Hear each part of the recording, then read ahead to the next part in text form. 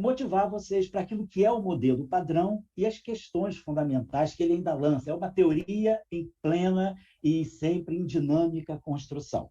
E aí eu faço um paralelozinho com aquela bela canção do Bob Dylan, né?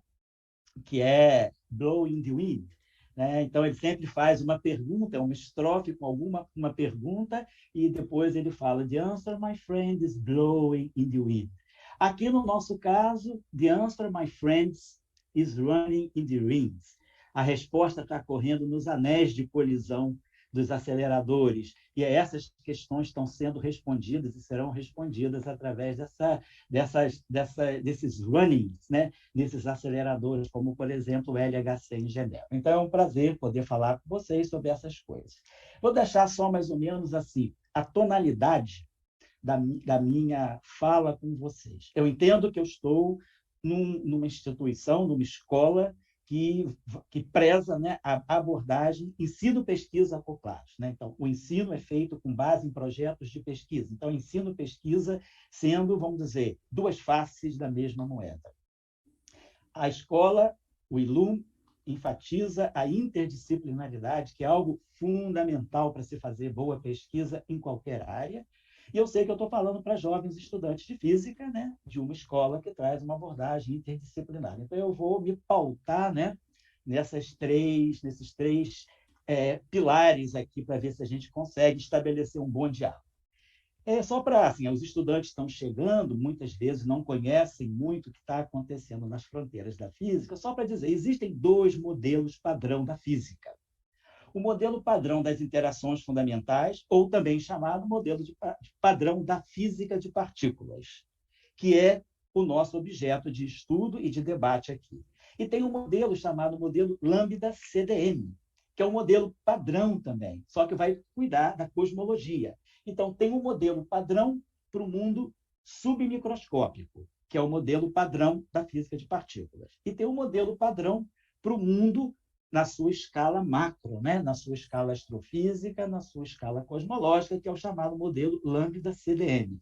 Lambda é o símbolo da constante cosmológica e CDM significa Cold Dark Matter, matéria fria, matéria escura fria. Então, esse modelo é o modelo que trata da cosmologia, vamos dizer, é o modelo hegemônico para descrever a cosmologia nos dias atuais.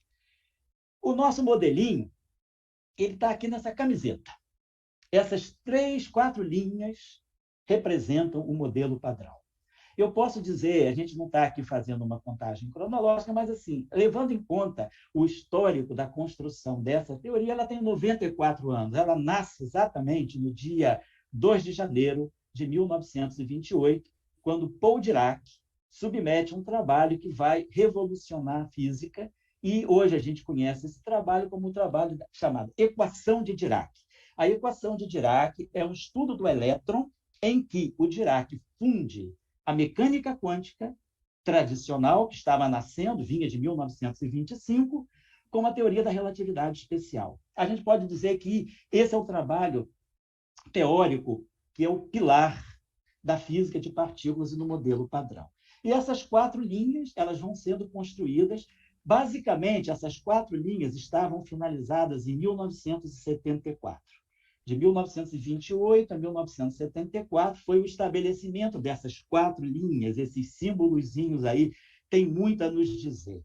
Mas o modelo, como toda boa teoria física, né, uma teoria nunca é finalizante, ela nunca está finalizada, ela está sempre expandindo os seus limites até chegar a um ponto em que ela tem que ser, vamos dizer, complementada ou até mesmo estendida por uma teoria mais fundamental ainda. Então, a mecânica clássica, a física newtoniana, ela depois é estendida para a física relativística, a física newtoniana também depois é estendida para a mecânica quântica. Então, uma teoria física, ela vai sendo absorvida sempre por uma mais geral.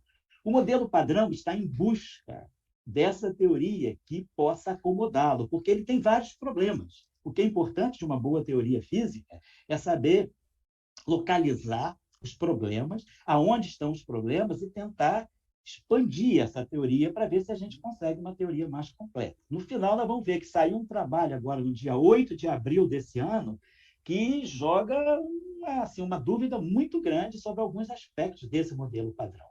Mas essas 4 linhas aí, bonitas, né? Elas são até estéticas, né? Cheias de símbolos gregos aí, né?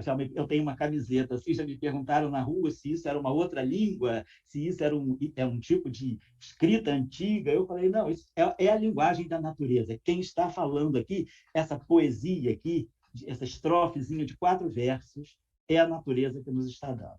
E para a construção dessas 4 linhas, praticamente foram dados 23 prêmios Nobel de Física. Existem 23 prêmios Nobel de Física escondidos no debate que levou a essas 4 linhas.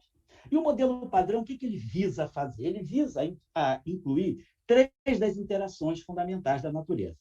Nós conhecemos a interação da gravidade, a interação gravitacional, e depois conhecemos a interação eletromagnética, a interação nuclear forte e a interação nuclear fraca. A interação gravitacional ela está fora do modelo padrão. O modelo padrão não descreve a gravidade. Ele está descrevendo de uma forma quântica, ele é uma descrição quântica das interações que nós chamamos interações microscópicas. O eletromagnetismo, a interação que, digamos, é a física que responde pela formação do átomo, pelas ligações das moléculas, vamos dizer assim, pela agregação de matéria. Então, a interação eletromagnética é uma interação em que nós temos forças atrativas e forças repulsivas, mas as forças atrativas são suficientes para fazer coesões. E aí nós temos o átomo, né, que é uma coesão eletromagnética. As cargas positivas do núcleo atômico atraem as cargas negativas das nuvens eletrônicas e nós temos o átomo. O átomo depois os átomos se ligam para formar moléculas às custas de forças residuais eletromagnéticas. Depois, a força nuclear forte, ela vai responder para uma outra física, que é a formação do núcleo atômico, onde nós temos núcleos atômicos com muitos prótons, com vários prótons e vários nêutrons, os prótons se repelindo eletromagneticamente, mas essa interação eletromagnética não sendo suficiente para fazer com que o núcleo se desfaça. O núcleo é agregado. Quem faz a agregação de próton com próton, de próton com nêutron e de nêutron com nêutron, é a chamada interação nuclear forte, que vence majestosamente a repulsão eletromagnética entre os prótons de mesma carga e faz com que o núcleo se forme. Então, é uma integração aglutinadora, forma estruturas. Depois, nós temos uma outra força que atua no interior do núcleo atômico, que é a chamada força nuclear fraca. Ela é uma força em que a matéria muda de qualidade. Nós temos, por exemplo, o nêutron que decai, ele vira um próton, emite um elétron e um antineutrino. Então, são as interações ligadas aos decaimentos nucleares, que dá uma instabilidade no núcleo. Só que essa força, por isso ela se chama fraca, ela é pouco significativa frente às forças eletromagnética e nuclear forte. Então, ela não consegue destruir o átomo, o núcleo atômico, ela não desfaz o núcleo atômico, mas ela faz com que um núcleo atômico transmute em um outro núcleo por emissão de radiação. Então, essas 3 forças têm características muito interessantes. A força eletromagnética, como todos lembram, da força coulombiana, nós temos um potencial coulombiano que cai com o inverso da distância e uma força coulombiana que cai com o inverso do quadrado da distância. A força nuclear forte entre prótons e prótons, prótons e nêutrons, e nêutrons e nêutrons, vamos lembrar que, do ponto de vista eletromagnético, próton repele próton. Mas, do ponto de vista nuclear forte, próton atrai próton. A carga eletromagnética só leva a repulsão eletromagnética, mas existe uma carga nuclear portada pelo próton que faz com que prótons de mesma carga também se atraiam nuclearmente. E essa força é muito significativa e essa força tem um alcance muito pequeno. Eu estou mostrando aqui o alcance dela é de 1 femtometro. Femto é um prefixo que indica 10 à potência menos 15. É o milésimo do trilionésimo do metro, ou 10 a menos 13 centímetros, que é a escala nuclear. Então, essa força está restrita ao domínio nuclear. E depois a força nuclear fraca, que faz com que o próton possa decair, o nêutron, perdão, possa decair num próton. É o chamado decaimento beta, que nós estudamos quando falamos de radioatividade. É o decaimento beta nuclear. E essa força também, ela se agrega ao núcleo atômico. Agora, ela é uma força que tem um alcance menor ainda. O alcance dela é 1 milésimo do alcance da dimensão do núcleo atômico, é 10 a menos 16 centímetros, ou seja, 10 a menos 18 metros, o milionésimo do trilionésimo do metro. Então, essas forças têm características distintas. No núcleo atômico, a força dominante é a força nuclear forte, depois é a força eletromagnética, que é cerca de 10.000 vezes menos intensa do que a nuclear forte, e a força fraca, que depois é cerca de 100.000 vezes mais fraca ainda do que a força nuclear forte. Então, nós temos essas três forças, muito distintas. Por quê? A força eletromagnética repele e atrai. A força nuclear forte atrai e forma estruturas nucleares. Já a força fraca, ela não forma nada. Nós não temos exemplo na natureza de nenhuma estrutura que seja agregada por conta ou devido à força nuclear fraca. Ela é uma força de transformação da matéria. O nêutron vira um próton. Um muon, ou digamos, ou a gente pode até colocar um elétron, pode virar um neutrino.